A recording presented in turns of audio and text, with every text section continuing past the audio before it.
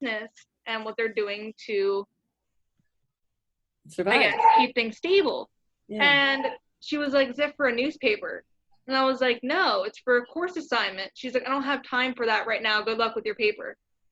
So if I was going to be writing for a newspaper, I'm pretty sure she would have been like, welcome to it with open arms, wanting me to do it. Well, what if you said you're going to write for the online edition of the, the hack newspaper? Yeah, but the thing is, she would have been expecting that. What do you mean? If I would have told her that I was writing for the hack online newspaper, she would have been expecting that. Is that bad? Like expecting for it to be there and then watch it not be there and then her be salty. Well, I'm just saying, you guys, all of you have the potential for this feature assignment to be, on the first edition of the calling it the Hawkeye? Yeah. So I've got a meeting with the dean next week, May 5th, they approached me and said, what, are any of your students writing anything that would be good for this edition? And I said, their next assignment is a news feature. So there's a potential for all of them, sort of life in the times of Corona. This could be quite possible. So I think it would be worthwhile just to mention to your sources, like, hey, this is possible. Are you comfortable with this appearing in our online newspaper? So. But good news is I found another business who was very welcome. Good. And was super great about it. So good. That's all that matters. Good. Good. Anybody else? Oh, man. Mitch, how you doing? I'm doing good. Okay. Good. All right, if you have any trouble, just holler. I heard a really funny story on NPR about people who doing like online ordering for their groceries. And I don't know if you've noticed, like everybody has been making like banana bread. And I think that's like the most disgusting thing on earth is banana bread. I can't imagine why. Me too. It's They're disgusting. making banana bread. I don't know. Like people keep saying, oh, I made banana bread. I'm like, there's an abundance of bananas. Yeah. Well, the problem apparently is that when people, they place their order, they say maybe they want 2 bananas or maybe they want 2 pounds or something, but wherever it is, they're getting it wrong. So this lady's like, yeah, I ordered 2 and I got 2 pounds, and I ordered 2 bunches and I got 2 bananas. I ordered 4. Like they had this over and over, like their clips of what people ordered, and it was very, very much wrong. Somebody got like 4 bunches, they ordered 4 bananas, like the whole thing was like mistakes in ordering and people's inexperience with it. Then you got sort of the end was, I made banana bread, I made banana bread, I made banana bread, I made banana it was the funniest thing, like the best feature of, cooking in the time of Corona, ordering in the time of Corona. And there was a couple interviews at the end. Well, I called this person. I couldn't imagine she wanted 6 bunches of bananas, and no, she wanted 6 bananas, so like, wow, what a great idea, The network did send me a newsletter that did have banana bread in it. It was cream cheese filled banana bread. Ew. And I was all about it, but I didn't realize it was such a trend. It's a trend. I know whipped coffee is still a trend. What? Whipped coffee? What is that? Ooh. It's pretty much, you just take instant coffee, sugar, and water, and you just whip it. Like you're making whipped cream or something. Oh. And you can, most people put it over ice and milk. Some people put it over their coffee. And it's straight up coffee grounds? Yeah. It's instant coffee. Not ground. Yeah, instant coffee. It's pretty good. I had some today. Ew. Ew. Made my own soy mocha and I accidentally put honey in it. Now I think it's a really good thing with honey. I accidentally had poured honey in it because I was going to make tea, and then I changed my mind, and then it actually worked out really well. I'm like, great, more sweet things. I'm going to die of dental decay. But it works. It actually does, because, vegan chocolate is not really that great in anything. So,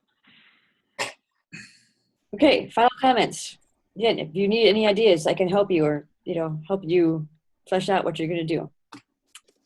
Okay, I am going to, if you want to follow along, this PowerPoint that I'm going to use is in D2L, or I'm going to share my screen. And I hope this works okay. Because I don't usually do this. Oh, there's Cole's hair. Yeah, there's my hair. gets worse every day. I know. I hear you, man. I hear you. All right, let's see if this works.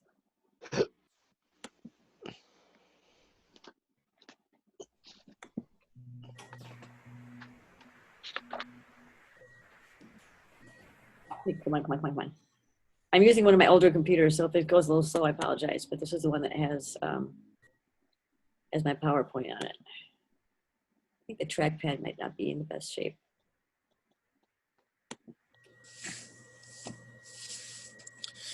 Oh, there's too many things.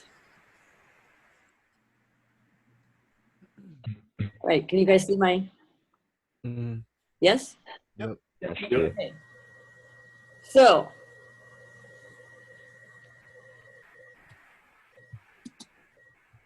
okay, now I gotta get rid of, I have to get rid of that.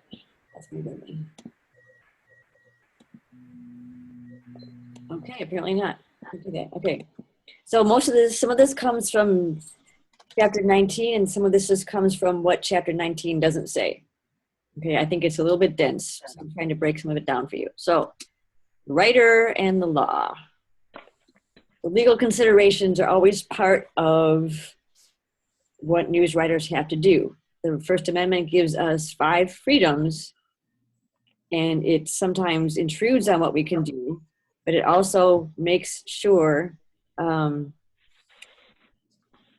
that there's some consistency, okay, in how we report in our news practices, and it makes sure that we are guaranteed the freedoms in the way we do our news gathering.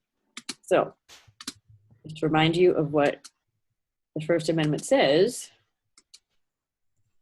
Congress shall make no law respecting an establishment of religion, of prohibiting the free exercise thereof, or abridging their freedom of speech, or of the press, or the right of the people peaceably to assemble and to petition the government for a redress of grievances.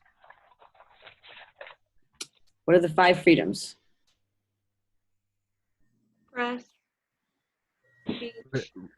Yeah, written speech. Freedom of the press, religion, petition, speech. And there's another one. Assemble. Assemble, that's it. To assemble, yeah. Yeah. So if you think about some of the people protesting, you know, at state capitals saying, you know, open government, they are primarily relying on the First Amendment, saying you can't tell us not to, you know, go to church, to go be in groups of more than 10. You can't do that. So, I mean, there's a fine line when you're saying it's a public health matter. There's a very fine line. And you say, well, you can't kill somebody, you know.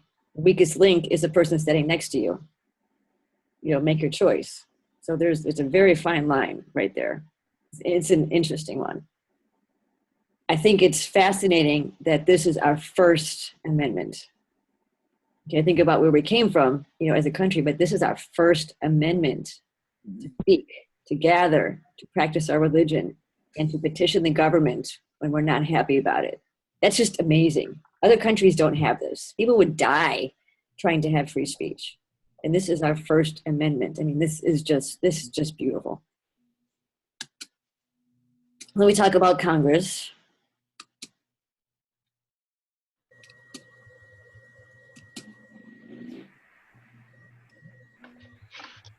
Okay. The Congress is 2 elected bodies. Well, have you heard the term prior restraint before? Yeah. Okay, what is prior restraint?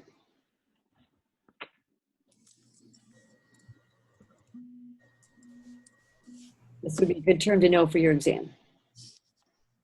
Well, restraint is to hold back something. Okay, Prior would be before. correct.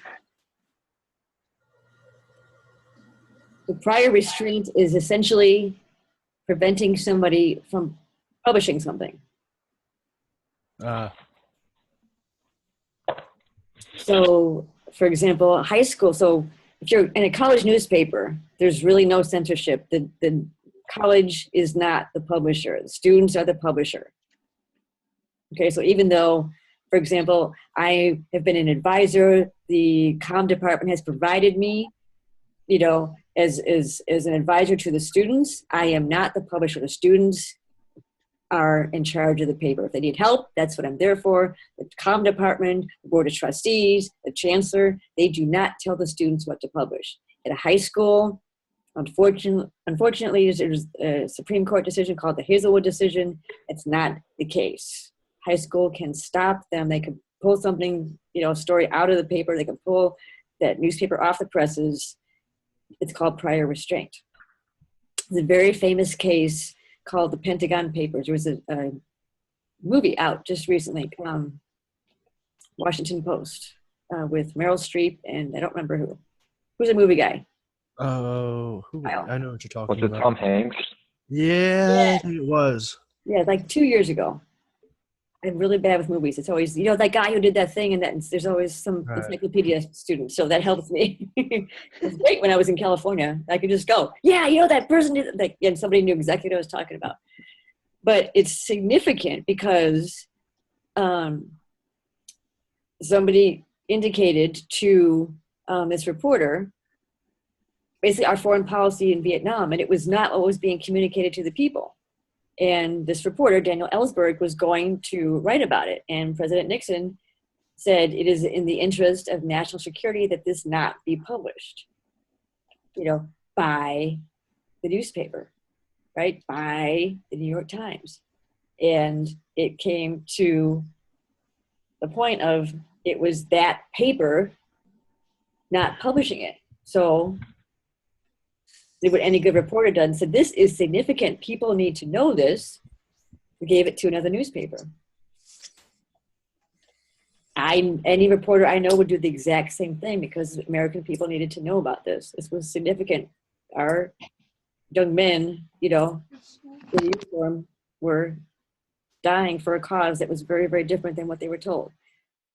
On a local level, I've seen that happen. We had a situation where a college district, Northern California, were using a building that was funded for very specifically for funds that meant this building was going to be a library resource building, only for students, you know, technology, books, the whole thing. And the president said, hey, we could put some offices in there. So a couple of the board members of the college district said, no, no, no, you can't do that.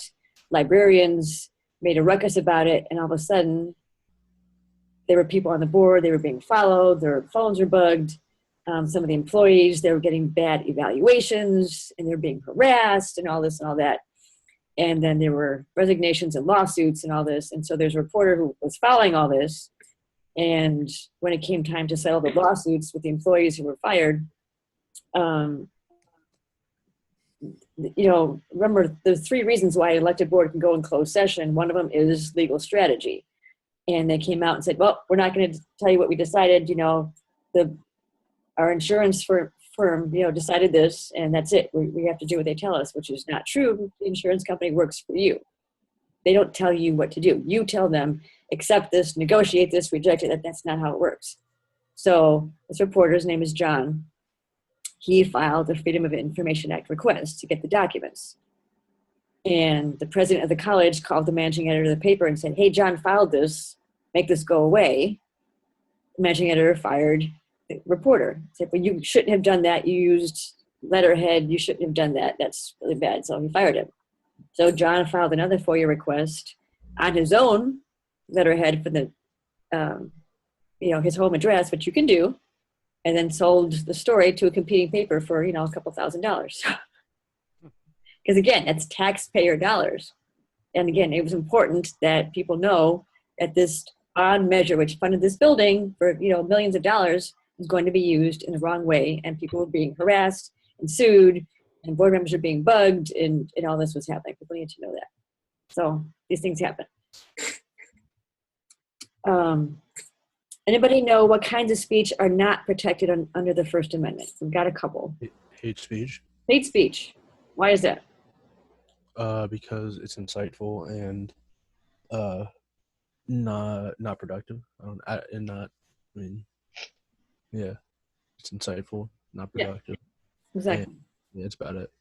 Yeah. Anything else? And this is more recent. Like things that you cannot say. Anything specific that you can't say. defamatory incidences, like depending, like it can come back and bite you in the ass. Something else that's like specifically insightful that could cause danger. Is slander covered? I'm thinking something more specific. Think about causing a riot. Protesting things? If you were in a movie theater and you yelled fire and there wasn't a fire, that's not covered. What's that called? Inciting a riot, basically. That's okay. Yeah. And since 9/11, if you were to be on an airplane and you yelled bomb, that's not covered either. Okay, because you are trying to incite, danger, a riot. People, you're trying to cause a situation where people are going to run and panic, and you're trying to, cause panic, and people will be hurt. So what's the difference between negative and hate speech?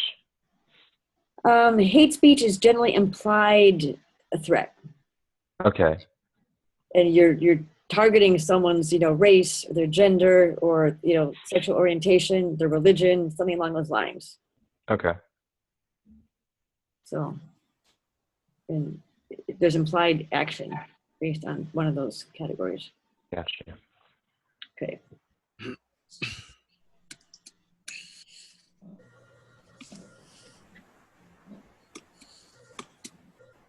Well, this goes really slow when I'm doing a shared screen. Okay, so this guy, Alexis, is pretty amazing. So he talked about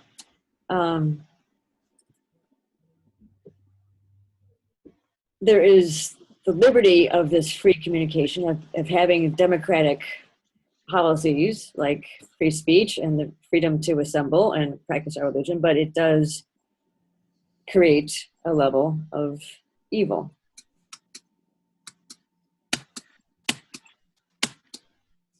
Okay,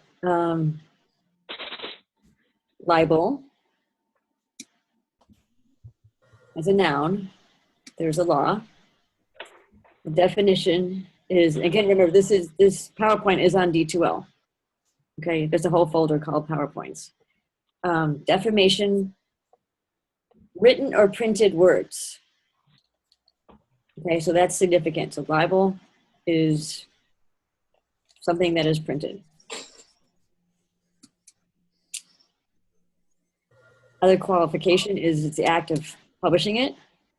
Declaration or statement, contains an allegation, and it's defamatory. Okay, this is critical. It's defamatory, it's malicious, and it's damaging in its misrepresentation. So that number 2 is critical, those 4 characteristics. It defames, it's malicious, it's damaging, and it's a misrepresentation. Now, libel is a verb. You publish a libel against, it's awkward phrasing. You misrepresent somebody, you institute a suit against by a libel as an admiralty clause.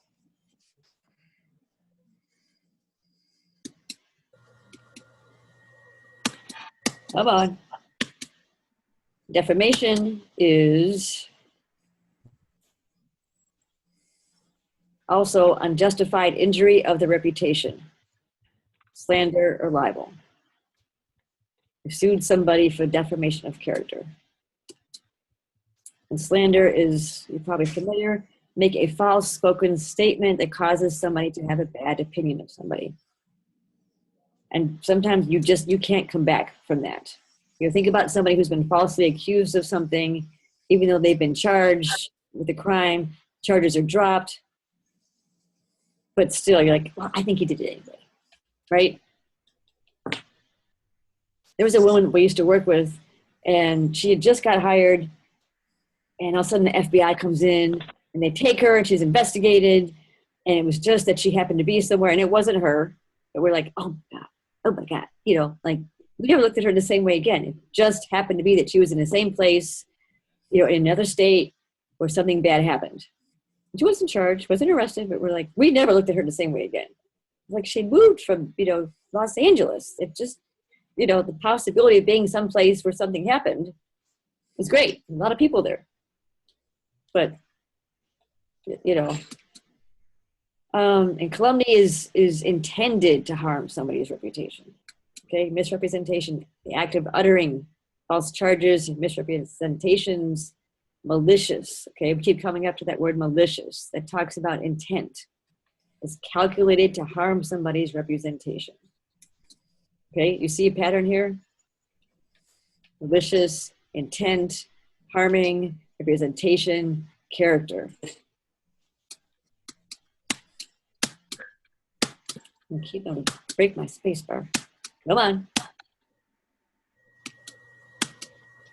Okay, to prove libel. So somebody wants to sue you for libel. It's difficult to win. So you have to prove publication. They have to prove that you are identified, the person was identified. There has to be defamation of the character. You said something bad about them. There has to be a fault, which means it was not true. And there has to be a damage. So most often that damage comes when there's loss of income. So if you think about somebody not being hired for jobs. So maybe it could be something as simple as putting a review on a Yelp or something. Oh, this is the worst work I've ever seen. They overcharged me. They didn't finish it. And the ceiling still leaks. If it's not true and you cause somebody to lose work and they could prove that, you know, they could sue you for libel. There's still a fine line between when it's an online site and it's, you know, a newspaper. There's still some fine lines. Because if you use something like Yelp, the court could say, well, how many people actually saw this? You know, what are the analytics? What if 3 people saw it? How do you prove that you lost money? Can somebody say, I saw your review and I didn't hire you? It's really, really hard to prove these.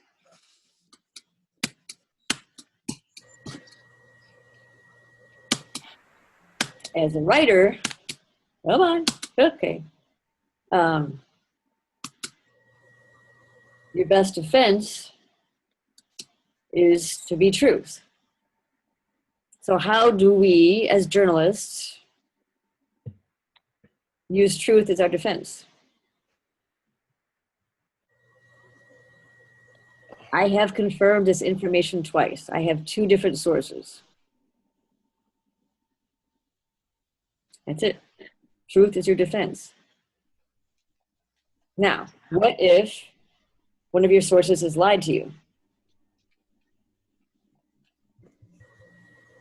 If you've confirmed it twice and your sources are credible, you've done your job.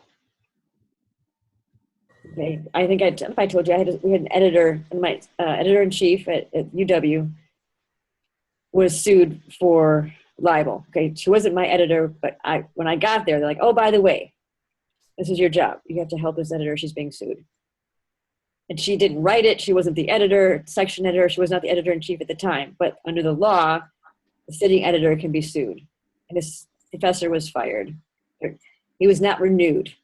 Okay, until somebody has tenure, they cannot be renewed. So under the law, she could be sued. And the person who wrote one of the articles, the university lied. And looking at the public record of the university's testimony, they lied. So every time the university was quoted, it was untrue. There's no way any collegiate reporter would know that. You know, that's the lawyers lying. We don't have access to personal records. So that was part of it. There's no way we would not trust that. There's no way not to trust that. So that's part of the problem. But truth, okay, you can always remember, what is the best defense against libel? It's truth. If you've done your job as a reporter, you will be fine. You confirmed it twice, you're fine. Somebody might come back and say, well, that's not what I meant. It's what you said. You know, I've only had 2 complaints in my career, and both times people said exactly what they said, and they said, "Well, that's not what I meant." I'm like, that's what you said. I can play back the tape for you. I'm sorry, you didn't speak well, but that's what you said. I can't help you. Qualified privilege. That's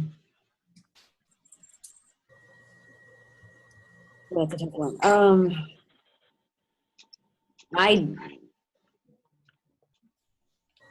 If somebody, and there's proprietary information. So think about the tobacco companies. They don't have to reveal the exact recipe of their contents of the cigarettes because it's proprietary information. And you do, they're like, well, we didn't have to tell you that we upped the amount of nicotine in cigarettes, to make people more addictive. We don't have to tell you that because it's a scientific experiment and it's proprietary information. We don't have to tell you that. But you just libeled us. You made it seem like it's a bad thing, even though it's our proprietary information. Okay. The statute of limitations. There was a baseball player a couple years ago.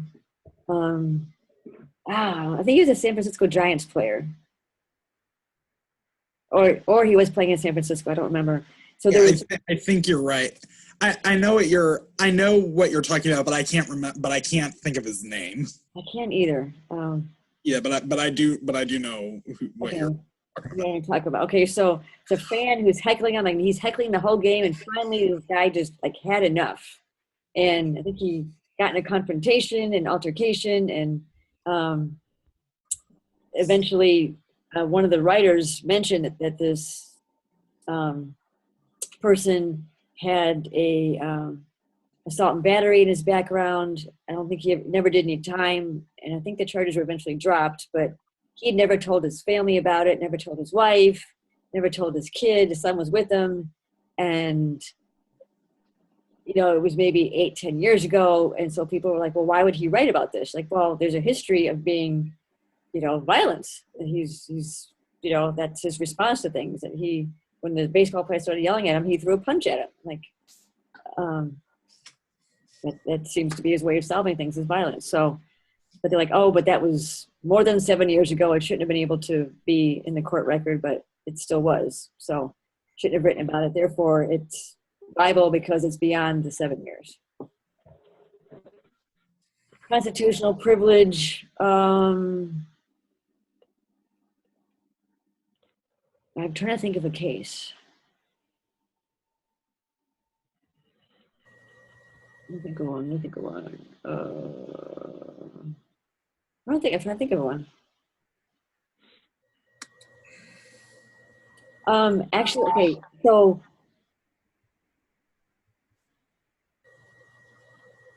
the person suing would have to prove that the writer who caused damage intended to hurt somebody. But they said, oh, we're really going to take this person down. We're going to defame them. They don't know anything, and we're going to make sure we're going to do something, and just find something and be able to pin it on this person. Example, and this was not libel. We had a candidate running for city council, and my boss lived right outside city limits, a town called Roseville. My boss lived right outside, and a new development is called Citrus Heights. And he's like, wait a minute, I keep seeing this guy home, and he's like down the street from me. So he's not in city limits. And sort of went and looked up and looked at the guy, filed papers, and said, yep, that's his address. And he's like, he doesn't live in city limits. And so kept bringing it up. And, when we did our Q&As for the, the board and the paper, and kept saying, but okay, Brett, you don't live in a city limits. And how are you going to get around that? Like, you don't qualify. And the guy kept saying, yo, you're trying to make me look bad and this and that. Okay, but either you do or you don't. And he tried to sue him for libel. I tried to sue the paper for libel, but we're just saying you don't qualify. It's not We're not trying to hurt your campaign. We're not trying to say anything about your candidacy other than you don't live in the city limits. So he lost because it wasn't a character assassination. It was the fact that you don't live there. But boy, and he was a sheriff's deputy, so he even started to tail my boss. Hmm. Well, yeah, that was fun. So privacy. Writers can be sued when their stories invade someone's privacy. We talked about public figures. We did a little bit. Yes? Yeah. So what's the definition of a public figure? So, An athlete. An athlete. Who else? An actor, actress, politician. Mhm. Why a politician? What I said politician since they make their because they show themselves to public and the people who support them. someone Basically, with anyone with a significant influence. Okay, I heard two people mumbling. someone with a social position, with a certain social position and a certain scope of significant influence among other people. Sure, okay. Dane? Basically, just the same thing. Okay. So public figures are pretty much anybody who's publicly elected. Okay, that means they have to be transparent. They probably have to file a conflict of interest form. Their tax records would be open to public scrutiny. You know, their investments, things like that. A lot of people who work for them, maybe they have a campaign manager. They have to be transparent about, investments. They'll probably get scrutinized if they go to a worship service. I mean, there's a lot of things, the recreation, all kinds of stuff. If they're appointed to a board, so for example, if there's like a Susquehanna River Task Force, they're appointed, their activities, who they might associate with would be under scrutiny, but it's a little different level of scrutiny, but still their activities would be under scrutiny. Celebrities, whether they're in the theater or movies or sports, they are considered public figures. Why does that matter? It's called fair comment and criticism. Okay, that's a legal term, so make sure you keep track of that.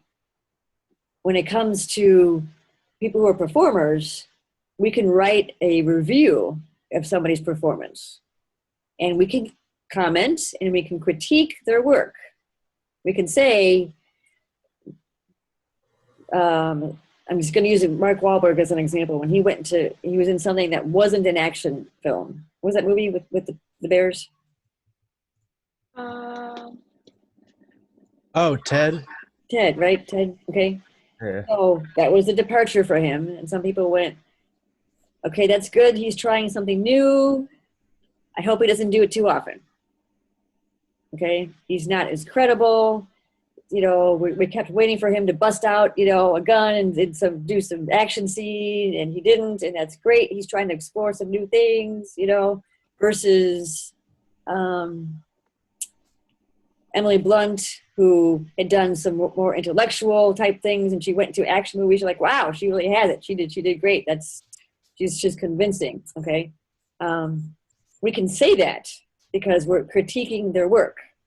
We are critiquing the various skills they bring to their job. Years ago, probably, I think it was the 1950s, there was two sisters, and somebody wrote a review and said, they don't belong on the stage. They've never belonged on the stage. They're just a waste of my time. They're, no matter what kind of costuming you put them in, they're just a buffoon, and it just went on. That's personal.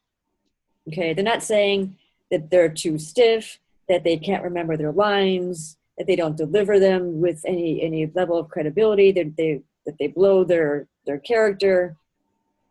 No, they're talking very personal, and they're meant to damage his reputation. They're bad. They've always been bad. It was going to be bad. Don't see them, and it was a definite attempt to injure their reputation professionally, so that they never had work again. So they sued, and they won big time, because that was libel, slander, you name it. I mean, that was everything, because the guy was on radio and he wrote it. So they had a case all over the place.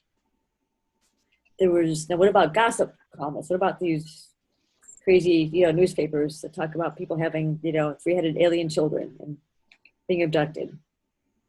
How can they say these terrible things?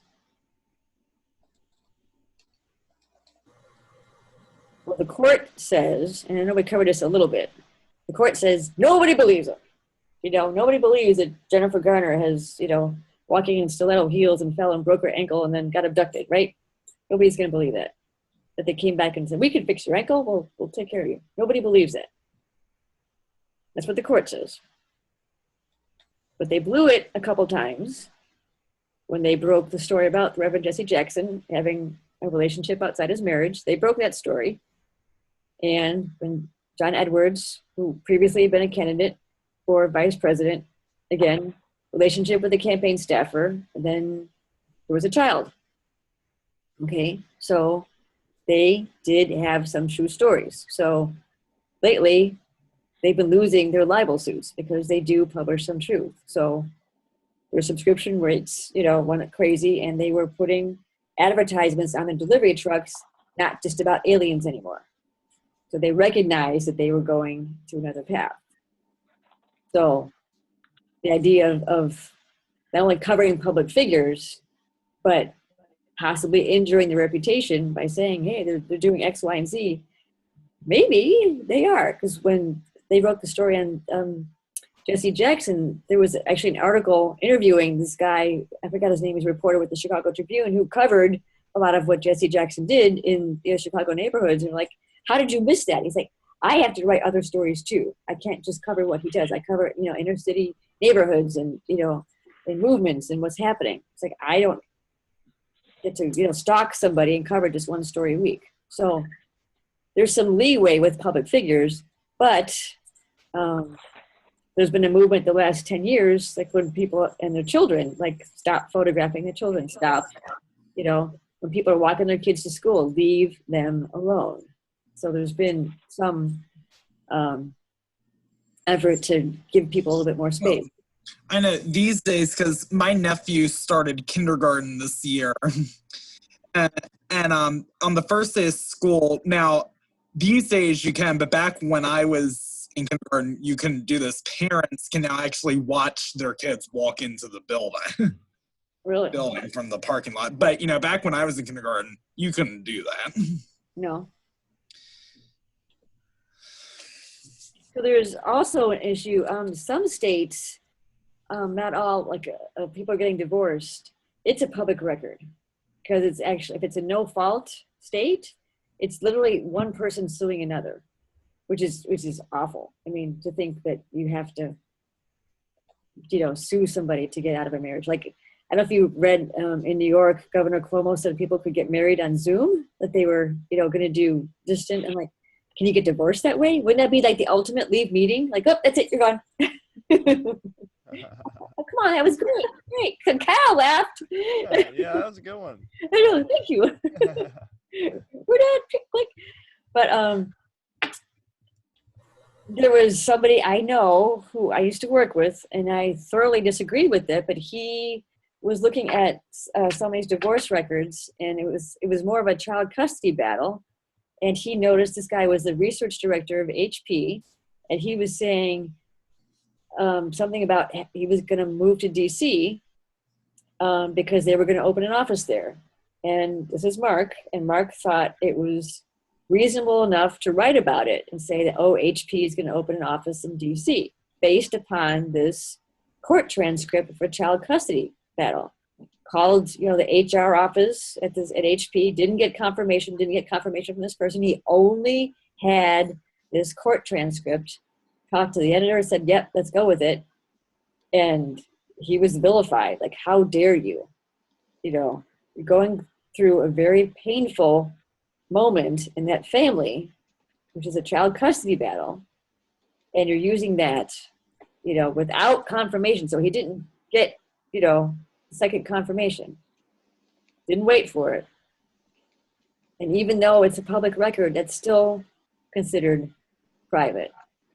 And that HP took out full page ad in, the daily paper and a couple others saying, like, we are disappointed. And our page count of that paper went down. It went in half for a long time because that was just not acceptable. A lot of people did not agree with that.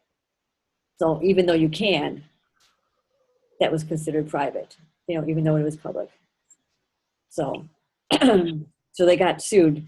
I don't know that they actually won, but I think they probably settled. Quite often when papers get sued, you could pay, $2,000, $5,000, and it's much cheaper than going to court and dragging it out. Just get a settlement. Intrusion into seclusion. If people are, very, even if they're public figures, if they are like someone like, I think Johnny Depp was very careful, like to be in France and to, not hanging out in Hollywood, not going out, and just being very clear that leave me alone, you like my work, watch my work, I'll interview, I'll do what I need to do, the junkets, when my work comes out, I'll do it, but otherwise leave me alone. You can sue for that because, do my job, leave my life alone. There was Princess Diana, the whole royal family has sued several times, but one was somebody put a hidden camera into a gym. Yeah, and like speaking of that, think about everything that like Megan has been. She got into she married Yeah. royal family. Yeah. Like it's just ridiculous. Well, and it bothered me like how much it was covered that they're saying that the media is intruding your life. I'm like, will you stop talking about it? Don't you see the irony that you're talking about? You're reporting on the media intruding your life, and stop talking about it. Leave them alone, okay? It's just a young family. And even Kate, they had a lawsuit where she and William were on a little boating trip and they were skinny dipping, and like somebody took the photograph. She's like, what is wrong with you people? There's nothing wrong with that. And they were going to publish it. Like, what? Why would you do that? You should let them skinny dip on their own time. Well, it's a private moment on a boat out in the middle of, like, why would anybody need to see that? So they sued several times for just complete intrusion. False light, one really famous case, I don't know if you know who Julie Andrews is, but think of Sound of Music. And again, gossip columns outside of the tabloids, right? If you write a gossip column, say you're in the New Yorker or the New York Times, in the Post, they say, oh, so-and-so is out, this and that. Usually they're generally based in some fact. They're not totally made up, okay? Unless you're a crazy woman like somebody I used to work with, or 10 years of made up. And I'm serious, 10 years of made up. People, everything was made up. And so this woman wrote that Julie Andrews was seen clubbing and she was drunker than a skunk. So I don't know if you know who Julie Andrews is. That would be way out of character, and that's why it would make it into a column. So people are like, oh my goodness, and that would change the type of jobs she had. She's never had a nude scene. She's very, very careful about her reputation. Yeah. And it was untrue. It's a shame she can't sing anymore, though. She had a great singing voice. I know. It was pure. It was just like liquid gold. But this was not true. This was not her. And maybe it's somebody who resembled her, but it was not true. So she sued up one side, down the other, got tons and tons of money. She was not going to settle. She wanted everybody to know it was not her, because even if it was just settled quietly, not everybody would know that, and she would never have worked again. So that was huge. And the last one is appropriation. I don't know if you've ever heard of this. And this one, everybody has to be careful with. Businesses have to be really, really careful with. So one of the more famous ones, this is in your book, is Michael Jordan. When somebody said, oh, congratulations, MJ, and they did, an image of him and with the jersey, and it's basically association, because there's his image and it sounds like he's associated with the business. It may or may not be innocent, but he's like, you don't have that right to put my picture in your advertisement. You just don't. You know, they could have said, congratulations, Bulls, on a great win. Chicago loves you. You know, he has the right to control where his image is used. So it was like an $8 million settlement. If you think about what college athletes are doing right now with some of them wanting to be paid, if you think some of them, their key argument is, I want the right to control my image. You know, especially some of the women, like, my image gets used all over the place by the university. It's on these ads, it's on shirts, it's in newspaper. I don't have any control over that. And that's like a big issue with them. So think about that. And a lot of high school athletes have some of the same issues as well. So when I worked for a specific university, we would do ads in the programs, and I felt really bad for some of the athletes because they were just told to show up whether they wanted to or not.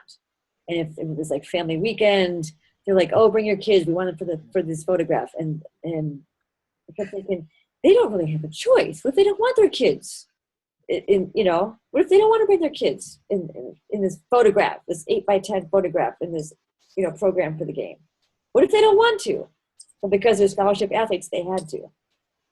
You know, I just kind of felt really bad about that. Wasn't my choice. Typically, isn't there like a release form that needs to be signed for any photograph to be used in any form of publication?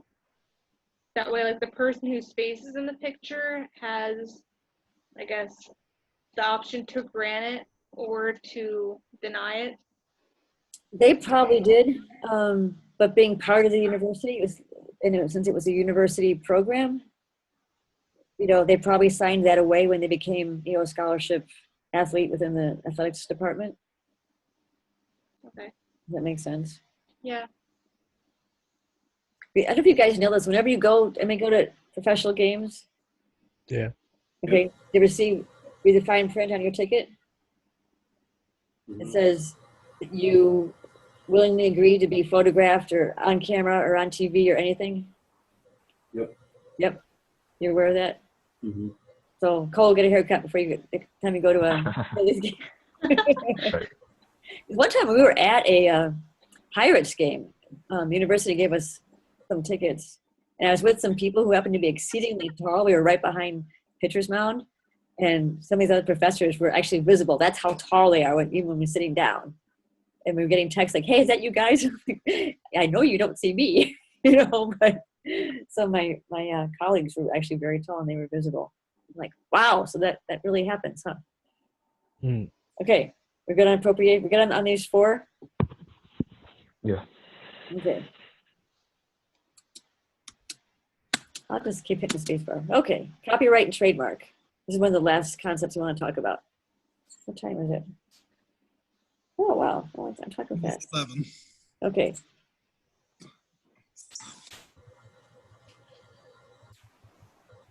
Okay, copyright. Laws governing copyright and trademarks protect the creators of works from infringement. What do we mean by that? Trademark. To be from being oppressed, or Means that nobody can go use your work without your permission. Basically. Yeah, like I know this, like I know like with what I'm going on with being a news correspondent, so I've taken a lot of English classes over the years, and like they always say this: you cannot take someone else's material, put it in your work, and say it is yours. Yeah. Because like, you know this, and out in the real world, like if you do that, we've seen things happen like that. People get in a lot of legal trouble. Yeah, it happens all the time. Yeah, like I remember J.K. Rowling, who wrote the Harry Potter books. I remember there was a case for her that like she was like taking someone else's work and putting it in her books. And then another really thing that stormed up about it was Katy Perry's song "California Girls," because the Beach Boys had another song by that. But like here's the thing. Now, like the Beach Boys thing, like I know they worked out agreements on it. Both songs the lyrics are completely different. Yes. Thing that's the same is the title. Yeah. I think like this. I think like when they were making the song, like the Beach Boys, like people who worked for the Beach Boys and the people who worked for Katy Perry came to an agreement that like that people who give Katy Perry like would give them half the money that she would make for that song. Didn't Robin Thicke recently have a court case? He and Pharrell Williams get sued by another musician. Just- Yeah. I heard it briefly, but Yeah, and that went on for a long time, and they had to pay up pretty big time. I mean, it happens a lot. If there's a track and there's a beat, and somebody can prove that that's pretty similar. Seems like it's only the songs that like that go like super popular, Mhm. like, and that makes so much money that people are like anything that they just want to kind of grab onto it. Like if the song didn't do as well, then nobody, even if they did rip it off, nobody would really be interested in trying to get like justice. Yeah, or you wouldn't notice. Right. You know? You'd never even hear it. Yeah. Just think of like Ice Ice Baby Under Pressure. Yeah. How big of a thing that was. Yeah, and it was huge. It was huge. I mean, it's interesting because as writers, our work's been stolen for years. Think how many times somebody grabbed a book and just copied something out of it and didn't think twice about it. And I think, but late 90s, I don't think there's one in Pennsylvania, but there's a copy store called Kinko's. And I think they actually were getting sued because of it, because they were copying, they were getting requests to do copies from professors and students, for courses. And so we couldn't use, this copy service for anything anymore. So you had to do these forms and say, this is for academic purpose only, because otherwise, authors were saying, well, you're not buying my book. I'm like, well, actually, it's just at the library. I'm just going to copy this a little bit and put it in a syllabus or a writing course. And so it was like, as a third party purveyor of, duplication, that, this copyright infringement was this huge roundabout way, but they kept saying, well, if you would stop doing this, this won't happen.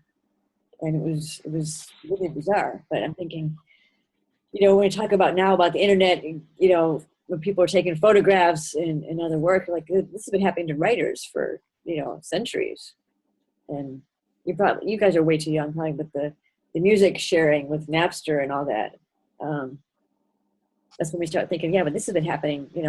I used to write for the first online company is called Examiner.com. We were the first ones to be hyper-local news.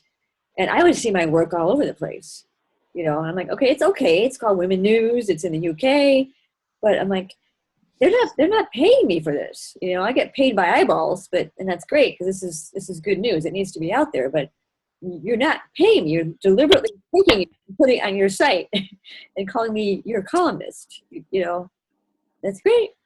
That's great. So, it happens to writers all the time. We can't stop it. With photographers, they can put watermarks on it and they can lock images. But it's a thing. I don't know that anybody's ever sued, with photography or, my knowledge, and successfully. There's better ways now to lock images and to make sure that they can't be downloaded. And there's also ways to buy work, in Creative Commons. But sometimes they're awful. Was it The Intern not too long ago on Holocaust Remembrance Day? They just had some intern go on Google, get an image, and as opposed to, I forgot what she got, but she got the wrong image. She got something from, supposed to getting a Star of David. She got the patch that they had to wear when they were in, like, yeah. That's not good at all. I'm like, well, you've got how many copy editors who should have looked at that? Like, you don't trust an intern with that. That's so important. It shouldn't even be real. So, be careful. That's all I'm going to say.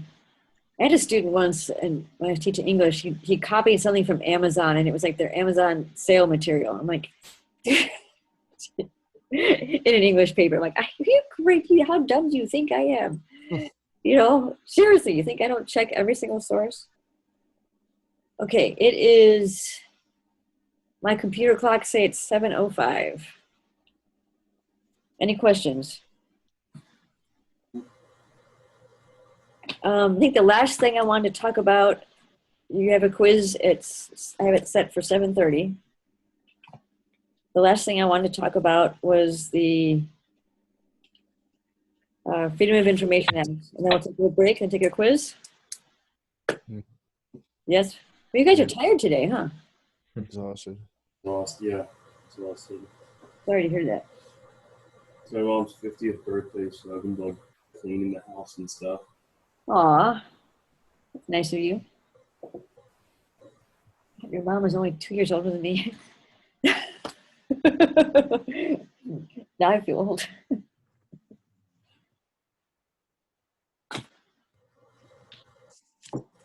Oh, I wanted to point out to you,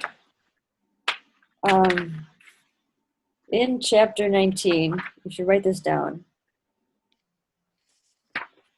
On page 427, so write this down in your notes. Has a really good graphic about like page 427.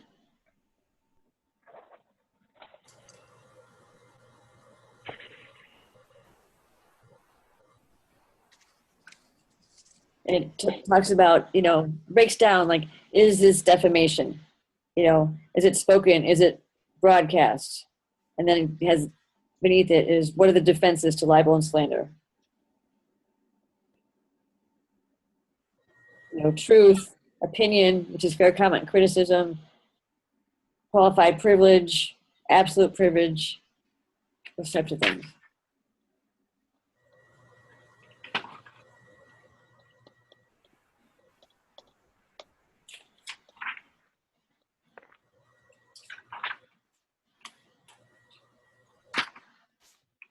One other kind of gray area, and this comes up quite a bit, is because of online writing and because we've got more freelancers, is who is a journalist? There was a woman a couple of years ago, and I think she was in Texas, and she was writing a book on a cold case murder. And it had been several years, but the Texas authorities, they wanted her notes. Okay, so this is called reporter privilege. So write that down. I think your book doesn't talk about it as much as they should. And this is something when President Obama came in office, he was going to try and standardize, and he didn't really, which is a shame, because every state is a little bit different. But basically the law is that journalists, we are not part of law enforcement. So if somebody wants unpublished information, such as your notebook, or unpublished photographs, we do not have to turn them over. Okay, if you're doing investigative reporting, we have probably a lot of notes that are deep background. So, you know, the authorities, which I don't know if it was, you know, sheriff or whoever, I don't recall, they wanted her notes and say, well, wait, you're doing all this background. You quite possibly are going to get, she's writing a book, going to be able to solve this and have valuable information. We want to know your sources. And she refused. Because number one, if you offer people immunity, you know, anonymity, you can be sued in a court of law. That holds up in a court of law. Number two, these are probably not very good people she's speaking to, so they'll probably kill her. Okay? So if you go interview somebody and it's off the record, and you go on the record, you know, you can be sued. Okay, you can't blow a source legally. Okay, that can happen. So, but we are not required. Oh, there's the haircut. There it is. There it is. So there's a problem with that. There was a reporter, some college reporters. There was a pretty bad fight after a football game, and the sheriff wanted some photographers' photographs that were not published. And the editor-in-chief ended up going to jail for about 6-7 days because they would not turn over, the camera and the unpublished photos. Again, pretty positive what would happen to him if they did, because it was definitely a gang fight. Like, we're not getting involved in this. We're not giving this to you. You can do your own investigation. If we are seen as part of law enforcement, what happens to our integrity is in our ability to interview people. We can't be lying, saying, don't worry, it's confidential, we're not going to reveal anything, and then turn around and reveal it. And number two, we cannot be seen as being part of law enforcement. They have their own resources, they have to do their own investigation. So it's called reporter privilege. Priests have it, doctors have it, lawyers have it. The problem is priests, doctors, and lawyers have very specific education. They usually take some sort of qualifying exam or take an oath, and we don't. So that's the gray area. And so that's why President Obama was going to try and make it uniform nationwide. Didn't really happen. It is called reporter privilege. And right now, most of us don't go to jail for not turning in our notebooks or recording for those things. It doesn't mean people don't try to steal them from you. That's significant. But the other issue is, what is a journalist? So somebody who's writing for a website, like when I was writing for Examiner, I happened to be a journalist. I was still under contract. I was required to write a certain number of articles per week. I had my own assignments, but I also got a lot of freelance. So if somebody challenged me and said, you can't come into this meeting, you can't do it, so I say, no, I have an assignment. I have a press pass from the sheriff's, that's where we got him, from the sheriff's office. I'm good. If I was just a freelancer trying to sell something and didn't have a specific assignment and I got into some trouble, the court probably, it would be a court battle. There would be some trouble. I may not be a working journalist, even though I was freelancing. The moral of the story is, don't ever write anything on spec and try to sell it. Just don't do that. Okay? And the woman in Texas, because she was writing a book, and even though she had a contract, the prosecutors kept trying to say, you are not a journalist, you're an author. Therefore, you don't get reporter privilege. And there was this crazy guy. I say crazy because he was fearless. And he found out that the Highway Patrol, whenever they confiscated weapons, they would keep them till, proceedings were over, and then they would sell them. So you can imagine the sources he had. And again, law enforcement's like, hey, we want to know who's talking to you. He's like, no, I'm not going to tell you. He was in jail for like 13 days because he wouldn't reveal his sources. But again, what would happen to him if he blew his sources? Lose his credibility. And he'd be dead. Wait, why did they jail him for? Because he wouldn't give over his notes. Because there was a subpoena for his notes. I feel like there should be a certain extent of freedom. I mean, they're in your possession. Yeah, they are your notes, and you have to do your job. You have to do your job. It'd be like somebody trying to subpoena my grade book. You can once they're published, but en route, and that has happened. Somebody was trying to subpoena, when I was at UW, there was a big lawsuit. They wanted us to start publishing our grades because we were a public institution. It's like, well, how many people pass, Dr. T's classes and this and that? And eventually ACLU came and said, you're asking to reveal the success of the students, not the professor. And then, we didn't have to do that. But that was going to be a big deal because there's no way to remove the identifying information of the students. Like, I have no problem talking about how well my students do. I can give you a percentage, whatever, but if you want to find out how many sophomores, how many, juniors and seniors are passing my classes, you can easily figure out who those students are. You can extrapolate how many people would be in my class. You can figure out who they are. You can identify that. That's awful. So, okay. It is 15 after or so. Yeah. Want to take a break for a minute? Want me to open it up? What's your preference? Let's do it. Are we done after let's the do test it. then? Yeah. Yeah, let's Let's do it. Let's Talk get it it. out. Okay. I mean, why don't think